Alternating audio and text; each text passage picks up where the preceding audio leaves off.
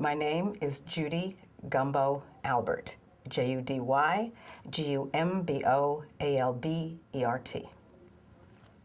And Judy, what's your connection to Kent State?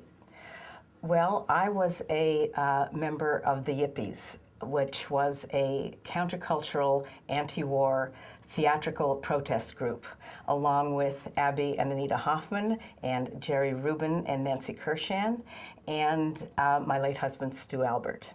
The Yippies, we attempted, and I think successfully, to levitate the Pentagon.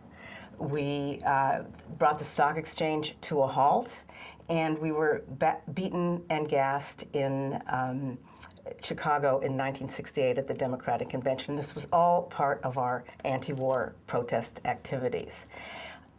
I was invited, along with Nancy and Jeannie Plumundon of the White Panther Party, to visit North Vietnam approximately 3 weeks after the Kent State massacres. And we were invited because we wanted to see and needed to see firsthand the horrible devastation that had been wrought by the bombings. And I remember, for example, going into a factory that was built inside a mountain, and the top of the mountain was half torn away from the bombing, and someone had written on the top of the mountain in gigantic letters, "Determined to win." And we met all kinds of people in Vietnam, and all of them had heard, or the majority of them had heard about the Kent State massacres. We met school teachers, we met diplomats, we met peasants in the country, we met fighters, and they all asked us. They didn't know very much, but they all asked us about Kent State and what had happened, and of course we told them. And what I picked up was that they felt incredibly sad that American students had been killed in America protesting the war and protesting for peace in their country. And I actually picked up, I think, that the Vietnamese, North Vietnamese that we met were feeling very protective of the anti-war movement because of what we were doing for them. So when I got back to the United States after the trip, I was on a panel in New York City and on a public TV station with Jeffrey Miller's mother. And the first question I was asked, I remember completely flubbing, I was completely inarticulate, like blah, blah, blah, blah, blah, came out of my mouth. But the second question I was able to answer, and I remember very distinctly leaning forward in my chair and talking to Jeffrey's mother and saying to her, "I just came back from North Vietnam, and I want you to know that the Vietnamese are very sorry for your loss." It was an electric moment.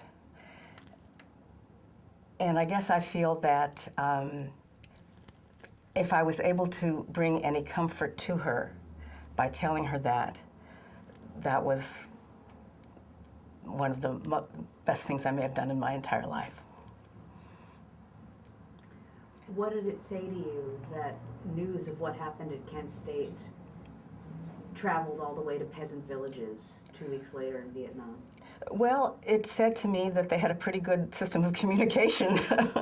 But remember that the Vietnamese, they had radios. They listened even to even the American broadcasts couldn't tamp this down. And they, like I say, they were very, very interested in all the activities of the anti-war movement. And so, and this was a shock to them because this had never happened before. And you know, they were making sacrifices in their country, but to have young students killed in America, in a sense, on their behalf, was both shocking and saddening. So I'm not surprised that they heard. From your perspective, what do you think the impact of what happened at Kent State was on the anti-war movement?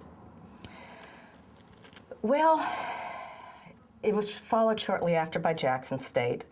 It was an escalation of what was being done to protesters, but it was also, in some sense, in line. It wasn't so far from 1968 in Chicago. And so I think that the effect, I'm sure that some people got frightened off. I'm sure that's true.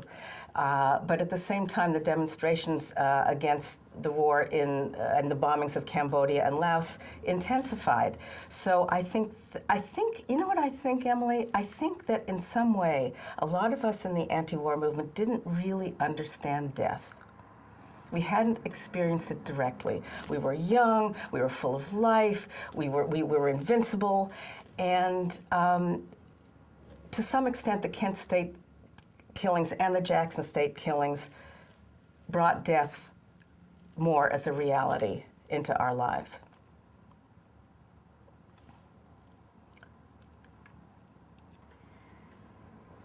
And from your perspective, how do you think it had any influence on the progression of the war or the decline of troops to Vietnam, or? Well, if you're asking were their lives worth it, in that sense, was the sacrifice worth it? I don't know the answer to that.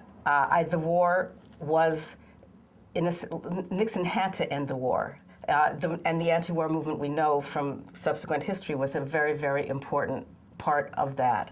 And to the extent how Kent State was, I think it was a part of it. I think as I say, it brought the possibility of being killed as an anti-war protester into everyone's mind. I don't think it stopped our militancy, because the movement itself was getting more and more militant as the war escalated.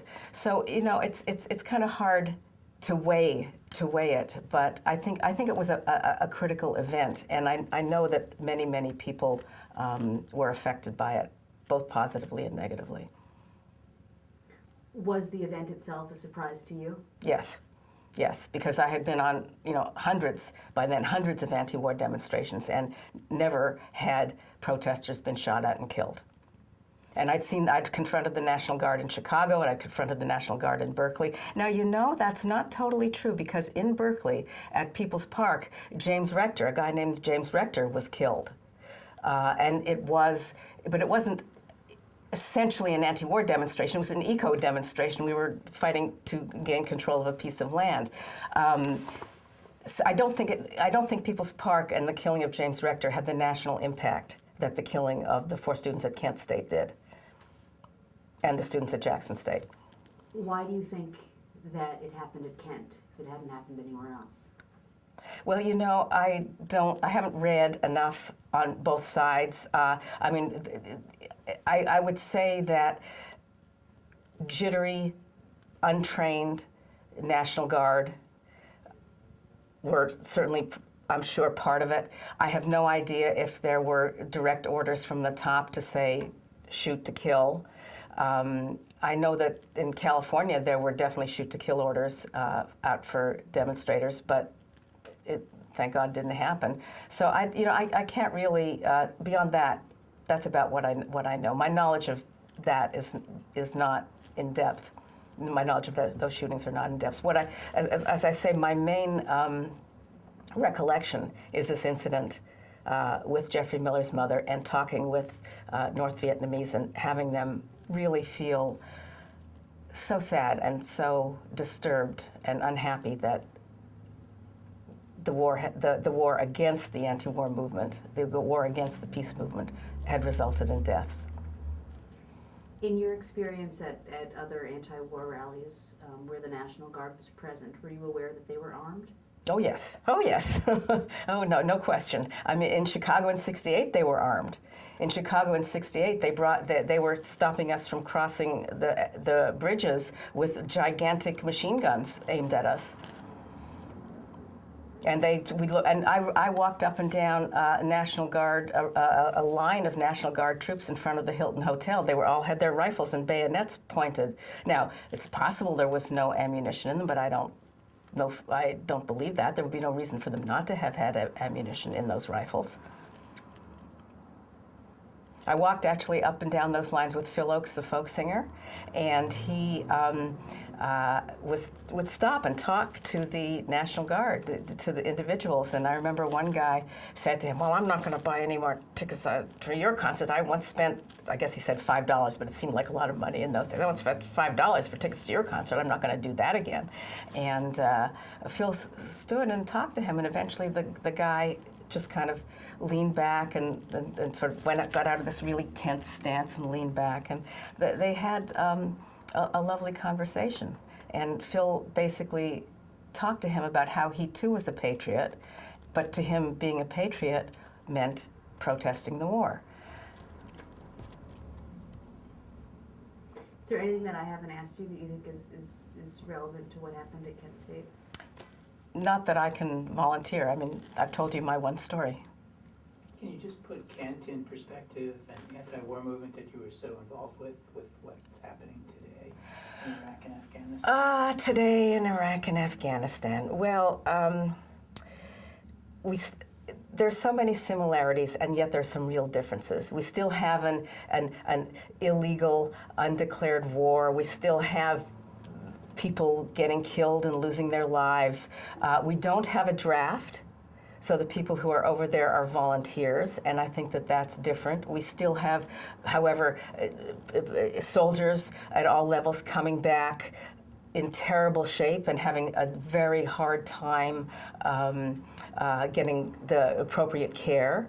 I'm not going to comment on there isn't a Richard Nixon and a Henry Kissinger, and I'm not going to comment on Obama and Petraeus and all those guys because I don't really know enough.